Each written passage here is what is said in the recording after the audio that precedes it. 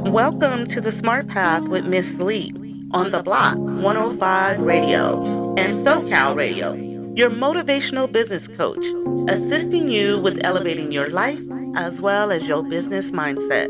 So stay tuned on the Smart Path. Closer to my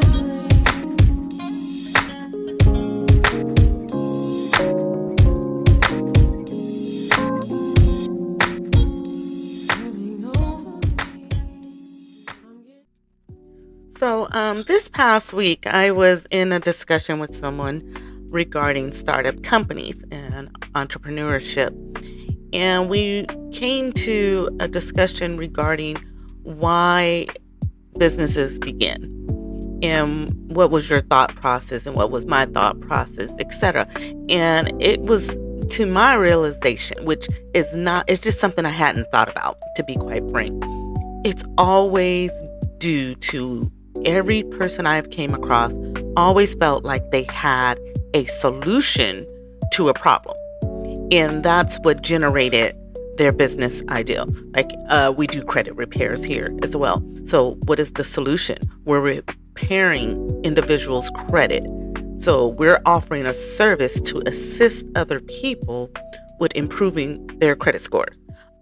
Usually for me, it's for business people. Although we do everyone, it's for business individuals to help them position themselves away from personal credit to establishing business credit. So the problem is we need to establish their personal credit first to help propel them into their business credit. But I was sitting there thinking like, that is why I feel as an individual, I despise, and I'm going to say that again, I totally dislike conversations where individuals just rely on problems. They only come with you with every single problem and all the problems that they could think of. They never provide a solution. They never have a remedy to solve anything. That is one of my biggest, I didn't realize that until I was having this conversation. That is truly a big pet peeve of mine. Do not come to me with nothing but problems, especially if you haven't sat back and analyzed that problem for yourself and have a plan or a solution, or you're coming to try to figure out a solution and you're trying to probably, pick my brain to help solve an issue or at least give you some type of feedback so that you can solve it. If you're one of those individuals that constantly just complain, I honestly do not think entrepreneurship would be for you, because entrepreneurship is about solutions. It's about creating things from scratch to provide a service, a product, whatever it is, it's going to solve somebody's issue.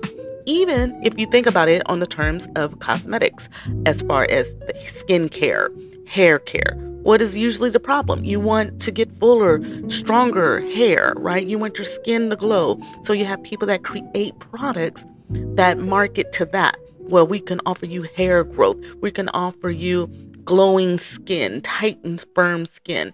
Everything always is a solution. And I've realized when I was having this conversation, I'm really big on that, because I will walk away from a conversation or I will end a conversation if you are only complaining about something. Because my whole thing is, okay, you told me the issue, so what are you going to do about it? And even that could even go into relationships. If you're complaining about something, okay, so that's the problem. So what are you going to do about it? Are you coming to me to get feedback on maybe an idea on what you would like to see with this issue? Because if not, then there's nothing else for us to discuss, because I'm not going to sit there and continue to discuss an issue without a remedy or a solution. So I realize that I am an individual who likes to solve the problem. I don't like meaningless conversations just to complain about something. If we're not going to get to the bottom line, then I don't even want to partake in it.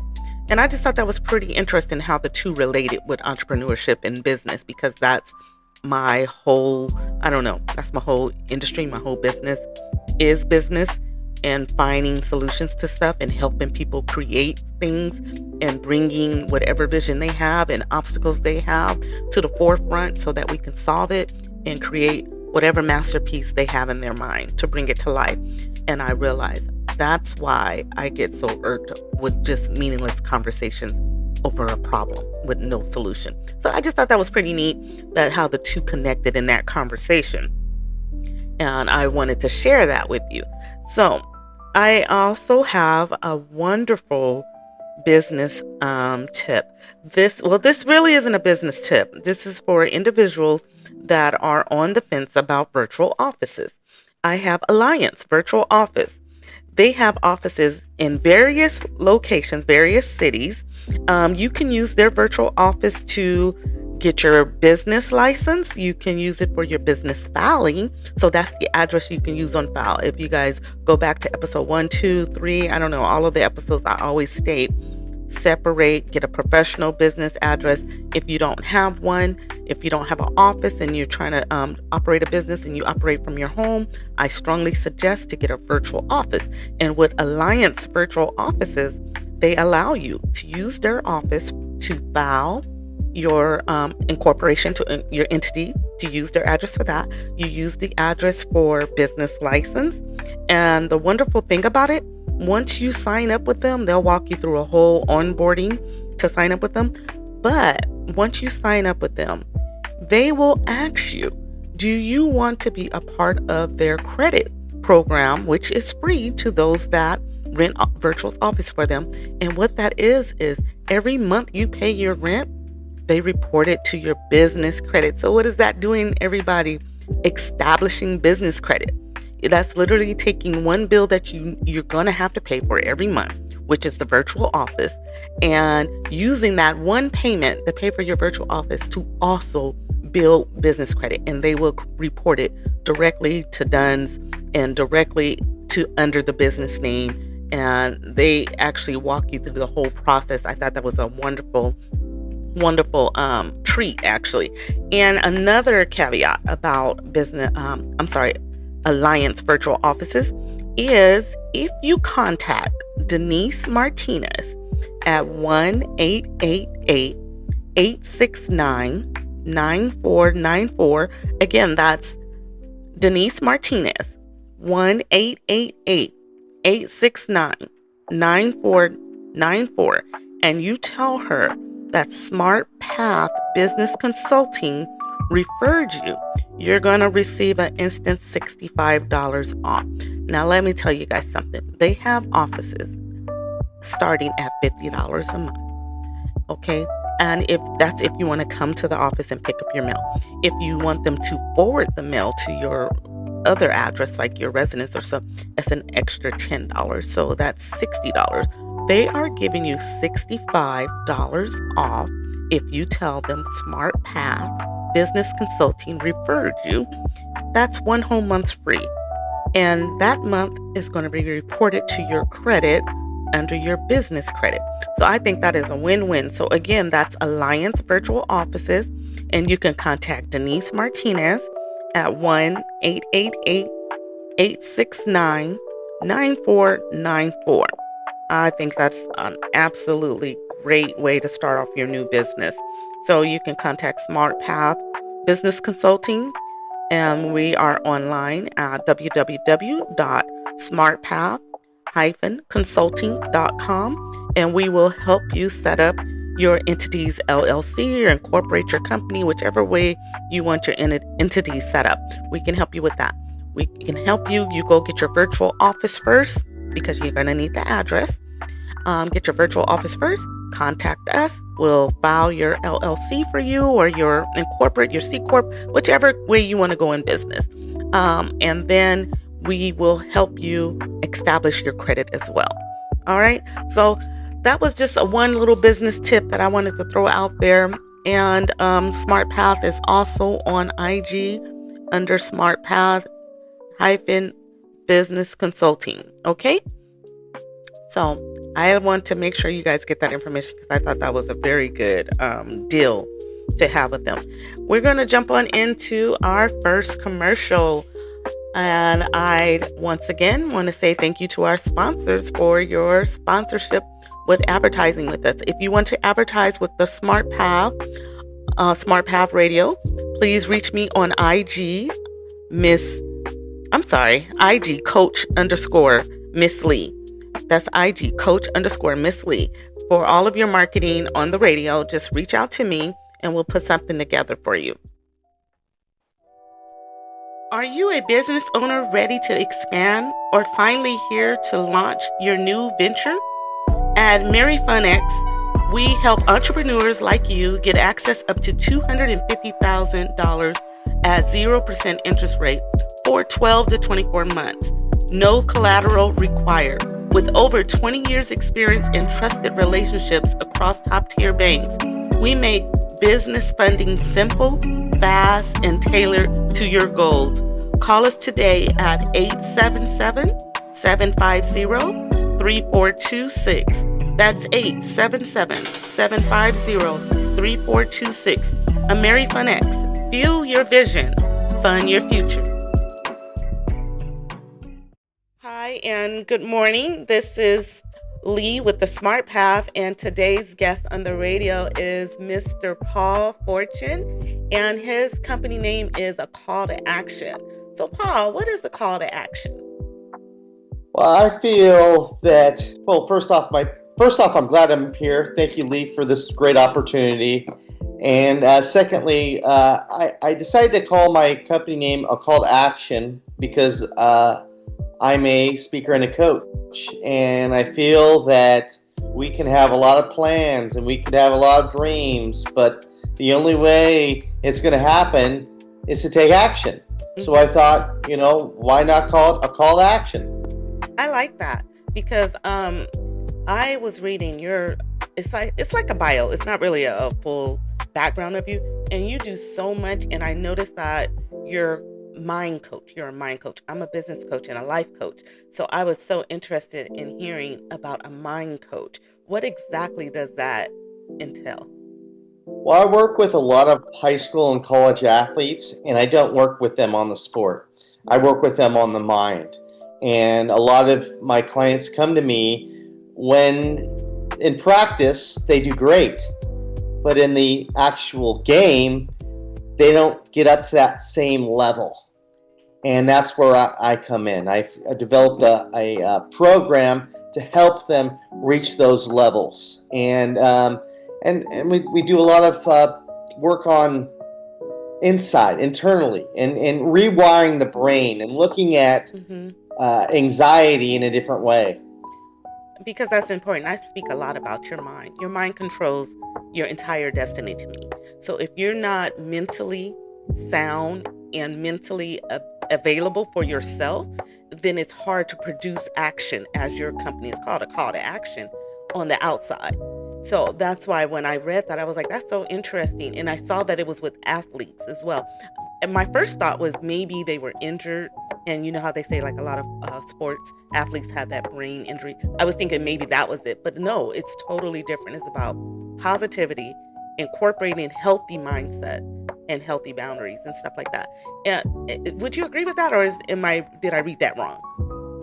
No, that's absolutely right. I work with people and athletes, and I have them look at things in a different angle. Mm-hmm. I feel like sometimes when you're an athlete, you kind of have that tunnel vision. And if things aren't so, because they're so regimented and so have to have routines, and that's great, but as a result, sometimes that's tunnel vision. And some of the stuff that they're doing, they might be looking at it in a negative light. And I come in and go, yeah, but did you think about this? Did you think about that?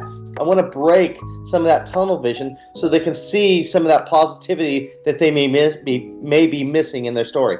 Yeah, I read that you want to provide them individuals seeking clarity. Like they're kind of lost, and you help them find the clarity in their goals and focus on that aspect.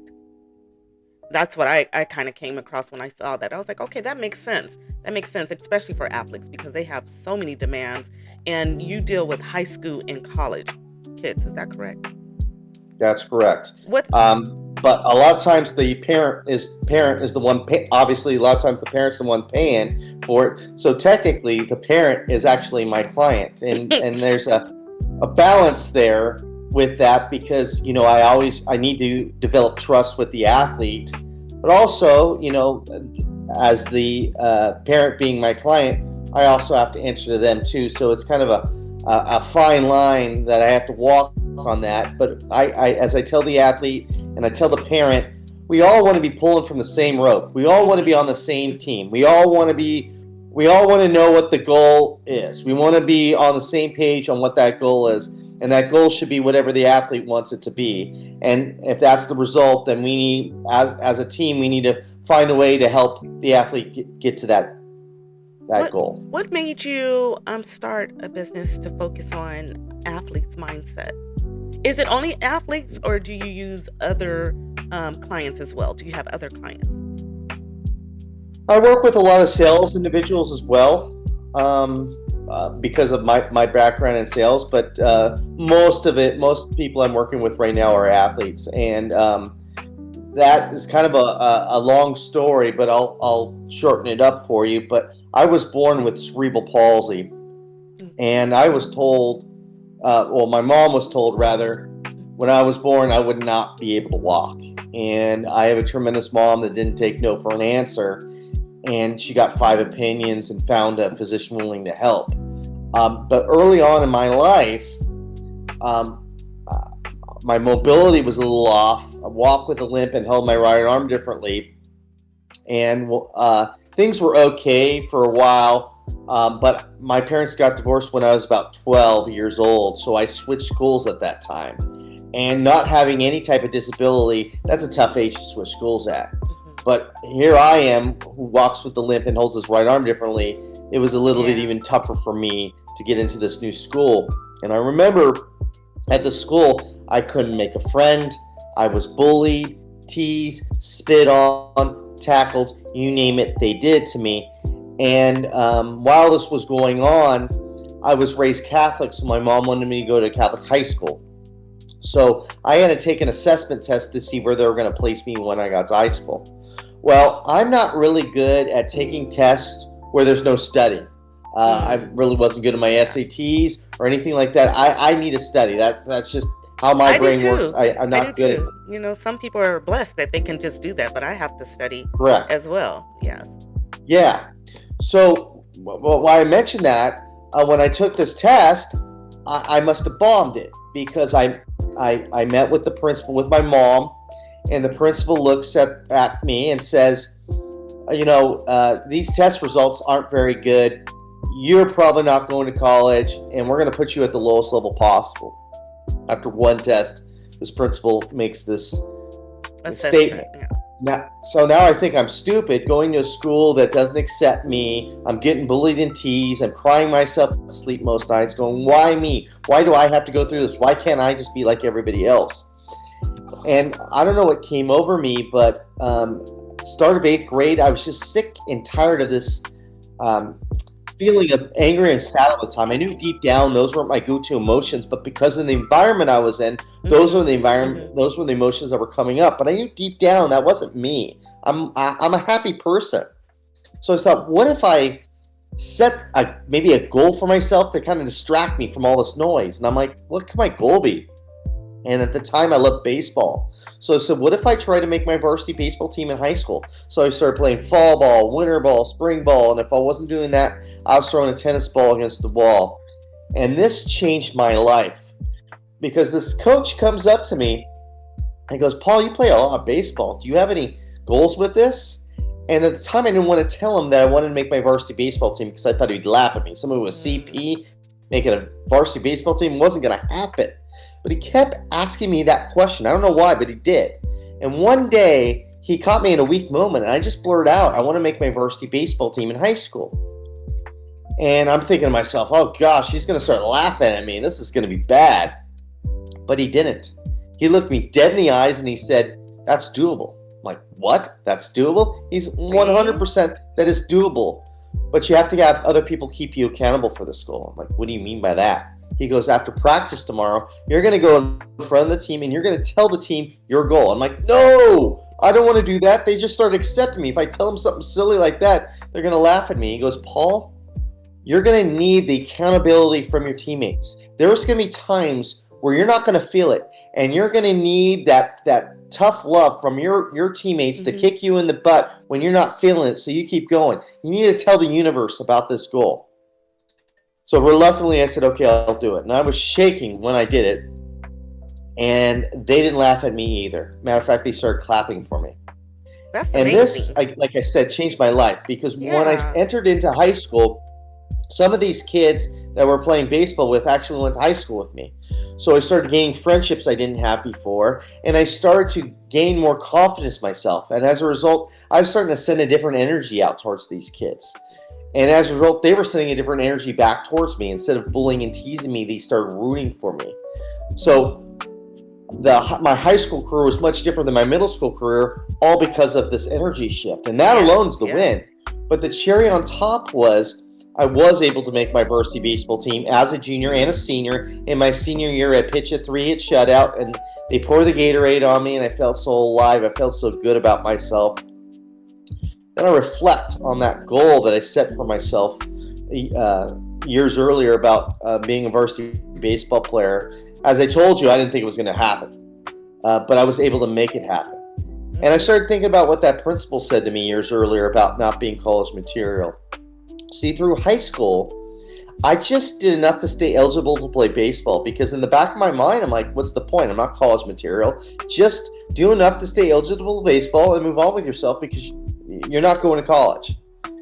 But then I reflected, I go, well, if I can make this a reality, why can't I say that I am college material? So I enrolled into a junior college, got myself a math tutor, got myself an English tutor, went to the math lab. I did everything necessary to increase my grade point average, and I took my barely a 2.0 all the way to a 3.5, where I was able to transfer to a 4-year university and become college material and graduate. It's And amazing. so I have this empathy for these kids. But it's amazing you stated something that you had an actual school official tell you you're not college material. The same thing kind of happened in my household with my daughter, one of my daughters. She was in what is that, like a learning class for her math and science and stuff like that, right? She was a little behind, and we were discussing college, and this was a counselor, and he told her, oh, I wouldn't focus on that. You're not college material. He said the same exact words. And I think what you're saying, like, you shift your mindset. You needed that individual, that teacher, to tell you, that principal, to tell you that you are worthy. It's not a laugh. It's not a joke. You can do it. And that's all you needed to shift your mind to believe in yourself that you could do it. So what you're doing out there, like your call to action business mindset, changing, it's life changing. Not only was your life impacted, I could see why you're so passionate about that. And you have cultivated both aspects of your life. The whole needing to self-motivate yourself, putting yourself in a mindset that you can do stuff even with your disability, which I don't know if you considered it a disability back then, just probably something that you had to work a little harder at. I would say that, right? And then Yeah, I mean, all through my life, I wanted just to just be like everybody fit else. in, So yeah, just the fit thought of- in. yeah, And so it took someone else to have faith in you, and then you were able to achieve something that you didn't even believe you could. Same with my daughter. She did go off to college, and I said, Awesome. it's amazing that you have people in kids' life at such a crucial age, which is high school is one of the most important stages, I think, because that's when they're transitioning from a kid to an adult, a young adult. And what people tell you, some people are able to fight it off, others are not. Some are able to look at them and say, I can do it. The word can't was not allowed in my household. You Love that. don't say can't. And all three, I have 3 kids. All of them will tell you the same thing. They was not allowed to say can't because I didn't believe in that word. And I think you are absolutely correct. Your mind is to me, by you cultivating a mindset for these individuals, these athletes, and making them believe in themselves and change the way they think about a process or a situation or an emotion, because sometimes it's a lot of emotional trauma with that age group. that high school and early college years. So I think that that's an awesome reason. I'm always about, what's your purpose of starting a business? Why did you do that? But you just you said it so detailed that you knew exactly your purpose and the reason for starting your business. But you do so many other things as well. You do workshops. I see that you're always like doing things for Long Beach and Signal Hills out in that area. What else you got going on, Paul? Well, I'm the president of the Signal Hill Chamber of Commerce, and I started doing that because I also do speaking as well. And when I first started the Signal Hill Chamber, I thought, I'll meet people and that it would be great. And somebody tapped me on the shoulder and said, "Hey, you should join the board." And I said, "Okay." I go, "Well, I would only do it if I can MC events." Because in my head, I'm like, well, why not showcase myself without having to showcase myself? I'm up there doing business for the chamber, but I'm showcasing myself because I'm speaking. And that's one of the things I do for a living. I thought, why don't I do that in front of these people? And that will help in the situation. And it has opened up a lot of doors for me. And you look at I don't know how big of a networker you are. I'm sure you're really big in networking too.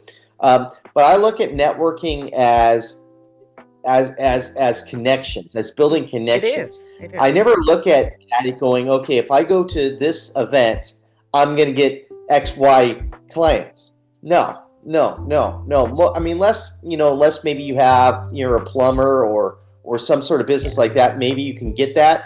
But in these situations, if you come into it going, how many good connections can I make? You're going to get way more out of it. And I came in with that attitude, and as a result, I've become a real big face in the Long Beach and Signal Hill area because of that mindset of just building those connections. And a lot of those connections indirectly have given me business, not directly, really. They don't give me the business, but they are my biggest cheerleaders. They're the ones saying, "Oh, you know what? You need to talk to Paul. Oh, you have an athlete that has that issue? Talk to Paul. Oh, you need a speaking gig about that? Talk to Paul." And as a result, it has opened up my door. But that type of networking takes patience. That does not take that. That's not overnight. It's building relationships. Years. And that's Correct. usually what you're doing. You're networking to build relationships, and people will respond to you more if you are open to them, if you're communicative with them, and if they see that you're not just trying to sell them something all the time. Correct. That's what I learned about networking is they don't want to be sold. When you're at a mixer, an event like that, it's to engage, it's to laugh, it's to eat, it's to enjoy the moment. And of course, you're making connections at the end. It's up to you if you're going to follow up with those connections later on. But usually people do not just buy from you with a sell tactic at events like that. A lot of people are actually turned off by that. Exactly. When you throw cards in somebody's face in that situation, they may politely take it, but when you walk away, they're going to throw that in the trash. Yeah, they don't like that. They like the relationship. You got to stay consistent with speaking with individuals. Like how we met. We met through LinkedIn. And I think you posted an event you have because I do speaking engagements too, and I'm trying to branch out on that. So you had the speakers, authors, and coach event. That's another group or event that you put on, correct? Correct. Yes, I've been involved with the Speakers and Authors and Coaches Network for several years, and as a result of this network, it's changed my business for the better. And I learned that my best referral partners is other speakers and coaches, believe it or not. Because a lot of the speakers and coaches, we don't do the same things. And they're out and about in their journey and they're going, "Oh, I don't do that, but Paul does that." And the opposite way is Lee does that. I don't do that. Lee does that. And so I made a conscious effort going, if that's the case, I need to network with more speakers and coaches because of that very fact. They are my biggest referral partners. And that is true. That is true. I found that a lot. Like, some have emailed me or called me like, "Hey, there's an event coming up. I thought about you because you did XYZ, and would you be great for this?" But you're absolutely right. And I learned on this journey that I'm on, that's what I call it, life's journey. I learned that a lot of times it is your referrals, your business come from people you don't even know. It's from people that you just randomly came across, maybe word of mouth, maybe through someone else, but it's usually they are usually your biggest cheerleaders too. For my Hmm. radio, for this radio show, I have strangers on TikTok and stuff like that. That, hey, when does your show come on? I haven't had a family member yet ask, but it's always people outside of your small circle. That's what I love about Yes. that's what I love about networking, because you meet Hmm. so many individuals that do neat and different things than you. And it's almost like a bartering system you can start having. Like, hey, I do this, do you Yeah. do this? You know? And I, Right. I mean, like you coming on, I so appreciate you taking the time to come on the show and speak about what you do, because I was reading so many things you do, and I'm trying to make sure I give you all your nuggets while you're on here and let people know. Are you on social media? I am. I'm all over the place. I'm on all of them: Facebook, Instagram, LinkedIn, TikTok, YouTube. What's your name on there? How can people find you? On Facebook, I have a call to action, Mhm. or you can, or my name. I have two accounts. So is a call to action, and then my full name. You can get in touch with me there, and then Instagram, it's a call to action, and then LinkedIn, I think it's my name. Okay. Yeah, it is your name. That's how I Yeah, found you. yeah. And it's such a neat name. I was saying his name is Paul Fortune, but it's not spelled like fortune. But I had on LinkedIn, they have these little microphones and you're able to announce your name. I was so happy he stated his name. I was like, oh, that's how you say it. Because I was going to say Fortunine. I was going to mess that all up. Um, any special events? Because you have a lot of times, you have different events going on, different workshops going on. Do you have anything coming up? I just finished one. Matter of fact, that's probably why I contacted you about it. I just finished one 2 weeks ago in Signal Hill, and it was for sales professionals on transforming your sales through is my business coach, but now we partnered up, Jake Ballantyne, Oh, and we do different events together. I basically am the kind of the MC of the event, and he actually puts on the class because that's his expertise. So we'll probably do another one soon, and then in the fall, I'm also going to do a event for high school and college athletes, the athletes and their parents. I'm going to put a workshop together in mm. September. I don't have a date yet, but that's in the works as well. Oh, that's great. I have a business and leadership. I'm going to tap in with you. Well, you don't know, so now you know. I'm going to tap in Yeah. you with possibly speaking if you have the time, because I will be hosting Smart Path's first business and leadership conference, and it's scheduled Okay. to be in March. I don't have a scheduled date yet, tentative, because I have to go speak with the city council and speak with them about bringing it to their city. So it's going to be out in the Inland Empire area though. So I Okay. would definitely speak it with you, because it's going to incorporate AI. I have some AI businesses that want to speak at and present their technology out there. So it's a business and leadership conference, and you guys, I'm going to try to have Paul speak at it, just so you guys know. So hopefully that's coming down the pipeline too. Yeah, yeah. I'd love to have a conversation on what that looks like. Yes, we definitely will when we get off. Well, Paul, do you have anything else you want to share or leave with us today? I would like to tell your audience that if you have a belief or dream or anything that you would like to accomplish, um, I think the first thing is to look at it and go, you know what? Why not give it a chance? Why not? Because I have learned in my life that the actual doing of the action has been greater than the result.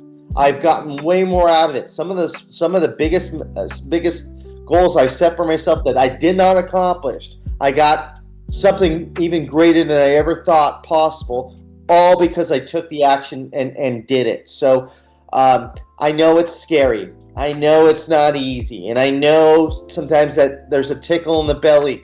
But if you can just make one small step, even if that's just do a video on social media, or send an email out, or talk to a friend about something that you want to accomplish, just one small thing, that can make the greatest difference. I appreciate that. I love your motivation and your positivity because that's what I speak about too. So Right on. I mean, we're in alignment when it comes to that because, it's all about bettering other people. My closing after the radio show is be blessed and be a blessing. I just always think that you should give back. So I love your positivity. And I thank you so much for coming on the show today. Thank you. You're welcome. This was fun. I enjoy your energy, and I was honored to be on your show. Oh, I enjoy your energy too. Thank you. Thank you. You have a great morning. Tranquil Heaven Massage. Tranquil Heaven Massage is a holistic massage company. They are mobile outside of the Inland Empire area, but willing to travel throughout Southern California. They offer Swedish tissue massages, deep tissue massages, as well as lymphatic for post-op surgery.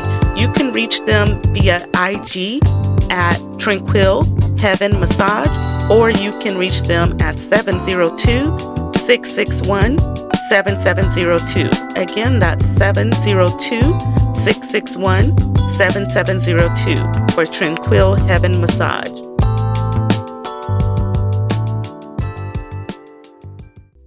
Welcome back.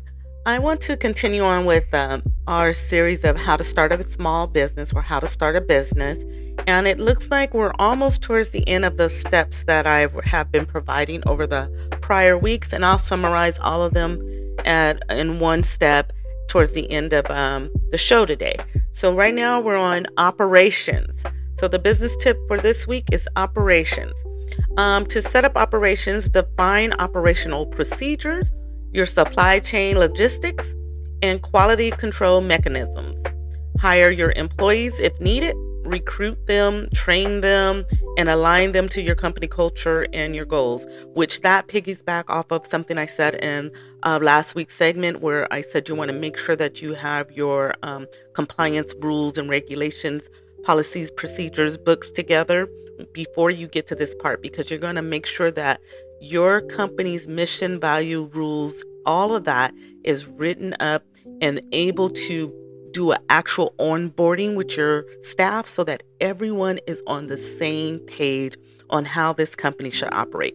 What is the rules? What are the do's? What are the do's and the don'ts? What you can do as far as, and I mean from everything from their appearance, how they're supposed to show up to work, how they're supposed to handle customers, how they're supposed to work on the back end if that's what they do, or if they do things on the computer, what's allowed, social media, emails. You have to be very detailed when you hire staff and you explain what is allowed and what is not allowed, especially during company time and use of company name, because you are branding yourself as a business. When you're branding yourself as a business, you want to make sure that exterior matches the goals of the company. So that means your employees all are aligned with the same structure that the company wants to project out. So you're going to make sure you have those policies, procedures, manuals, employees handbooks, all generated so that when you do your onboarding, when you get ready to hire employees, they are well aware of the do's and don'ts of the company, and you have them sign off on that. Okay. Then you're going to implement your systems. You're going to set up your necessary technology, your software, your system to support your business, your operations, such as your project management tools and your customer support systems. So everything under operations is concluded as you're going to set up the operations, you're going to hire your employees, and you're going to implement the systems. That should all be part of your operations. Then you are ready to actually launch your company, because you have everything now set up from the beginning that we started, which was as basic as filing your fictitious business name, if that's the route you're going to go, to filing your entity, which means your LLC or your corporation. Now we are ready to launch the business. When you get ready to launch your business, you want to make sure that you actually do a soft launch. You're going to test the market. Before a full-scale launch, conduct a soft launch or a beta test to gather feedback and make improvements. So you're just going to kind of put a little bit of the company out there, have a few customers that you're able to test it on, provide them with surveys or some type of feedback that they can provide you, so that when you go full scale, you can incorporate all of the feedback that everybody else has given you, all of the other customers, even be people in business like your staff that you've hired on, what's working, what's not working. We want to get as many kinks out. You're not going to be 100% perfect, but you can get very close to it when you get ready to launch before you go full scale. Okay.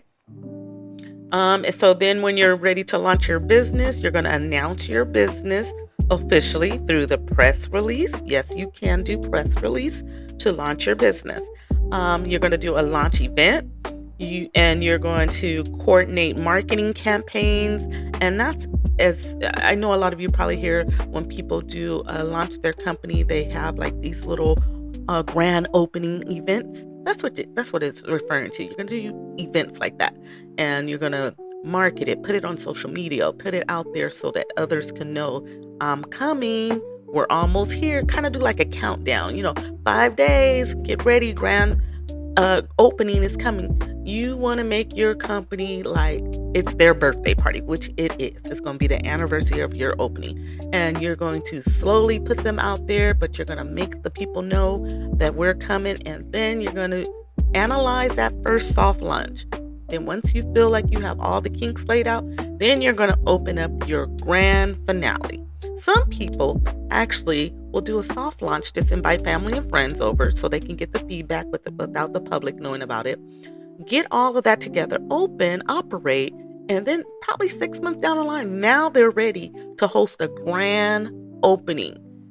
Yes, they've had clients come through during that 6-month period, and they probably gather feedback from those clients, but now they're launching their grand opening. And you should make it a big deal, because it's a lot in starting your own company and your own business. Okay, and after you've launched and you spend some time in business, then you're going to want to consider the growth and scaling of your business. And usually that's done through continuously seeking customer feedback and adapting your products and your services accordingly. Okay, you're also going to want to consider if you need to scale your operations. As demand grows, you're going to look for opportunities to expand your product line, enter into new markets, or increase production capabilities. Okay. And you might even need to consider if you want to establish any type of partnerships. Consider if that's something that you want to dabble into to also expand your company. If you want to bring on a partnership or some collaborations to enhance either the customer experience or the growth of the business, or just to reach a new target market audience. Okay, so I think that those are the final steps in how to start a business. And let me see if I can summarize them. First, we started off with the identity, the need. Did you look for gaps in the market? That's what I talked about earlier. Like every business starts off with a problem, and someone comes along with the solution.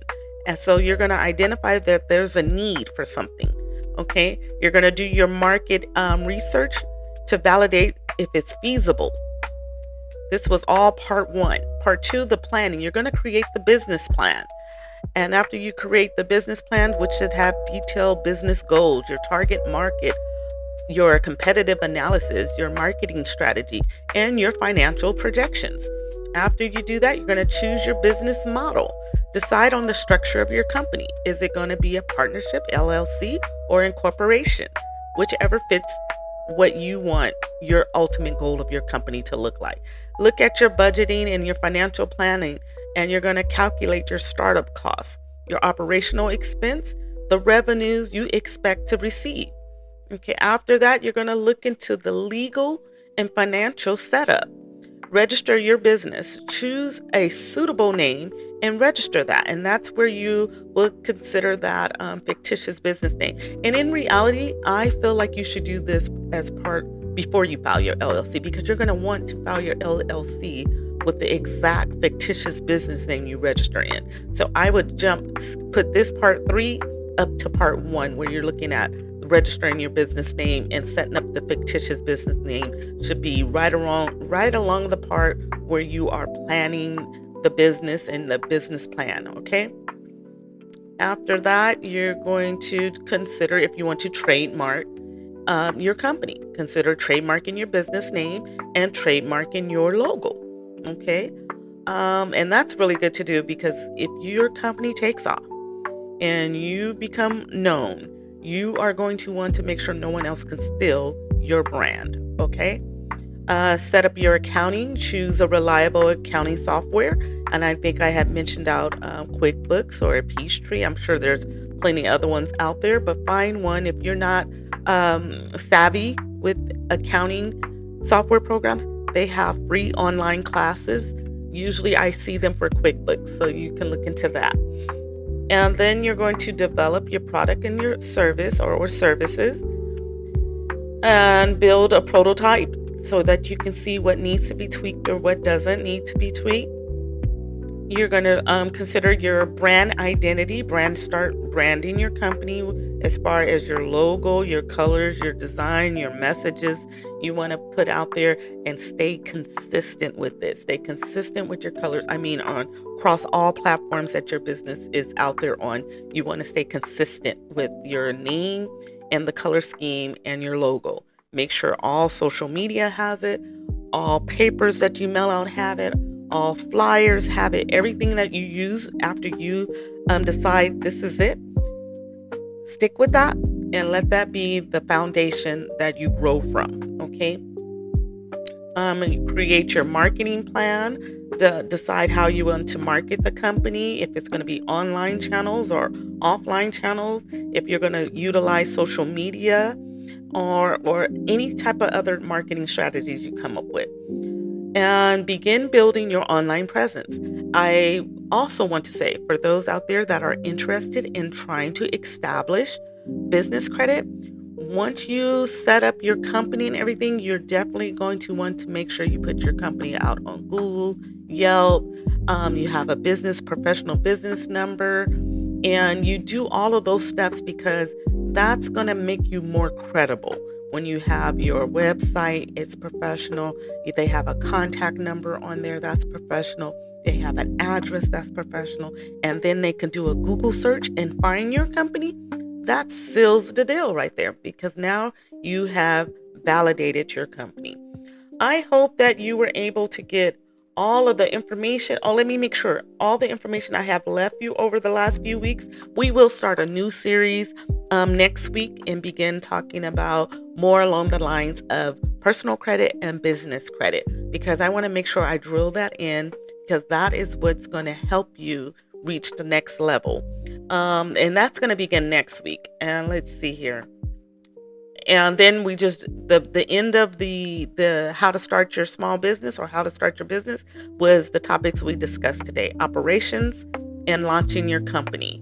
Okay. Growth and scaling. So we have finalized all of the steps. If you need these steps typed out to you or sent to you, just message me. And again, my IG is coach_Miss Lee. And on TikTok, coach_Miss Lee. And I will be happy to provide these steps to you. And just know that if you need assistance with starting your company, you definitely want to go to smartpath_consulting on Instagram. Message me there. Hit the link to the website, and you can select on the website. You can schedule an appointment for us to do a one-on-one, or you can just select the program that you want assistance with. If you need startup help, just select that, and we can go over everything we discussed on the radio. We can discuss one-on-one, and I can detail it or cater it to your company and your specific needs. And that's how we will get started with all of that. I hope that all information that you got on the radio was a treat. And I want to say thank you to Paul for being a guest on the show. I thought that was so powerful, all of the stuff that Paul does for the community. And he's out there in the Long Beach and Signal Hill area of California. He's always active. He gives workshops. He gives speaking engagements. And that's just in case you guys missed that earlier on in the show. That is how I met Paul on LinkedIn, was through his speakers, authors, and coach event he had, because I do speaking engagements as well. I was interested in going out. I always find myself going out to events and stuff like that, because that's where it sparks my interest. So I always want to learn from other individuals and get better. And I felt like the more you network, the more you get out there, the more you speak with people, the more you meet people, the better you become. And not only that, your network is the foundation of who you are as an individual and a company, because a lot of times our family and friends are not in alignment with our goals as a business professional. And so when you find yourself stuck in an environment where you can't grow from, you can't learn from, that's a signal that you need to get out of and branch out more. Not leave your friends and family alone, but I mean, you need to start reaching out to people like Paul, myself, and finding out where's the next big event, where's the next talk show, where's the next conference, where's the next workshop, anything like that that's going to help you. Even as far as I know, Los Angeles has a small business conference coming up in downtown LA. Stuff like that, you need to get involved. If that's something you want to do, is become an entrepreneur and a small business owner, start getting out and networking and rubbing elbows with people that are where you want to be. Because how can you grow and exceed if you're staying humbled and in your regular surroundings? You have to grow by meeting people, being introduced to new things, expanding your horizon. And that's what I hope that you guys do, because I know I still do that as well. I always go to little networks and stuff like that. And in 2026, you guys will see this on the website and on my social media, I am hosting Smart Paths Business Leadership Conference of 2026. That is going to have a lot of AI guest speakers, a lot of workshops, a lot of networking, and we will be seeking vendors as well as food vendors as well. So if it's something that you do and you want to be a part of that, we are seeking speakers as well. Make sure you reach out to me on Instagram, Coach_Miss Lee, and let me know that you're interested in the 2026 conference that we're putting on. Okay. It has been my pleasure. And I would like to say thank you for listening to Smart Path with Miss Lee. Be blessed and be a blessing.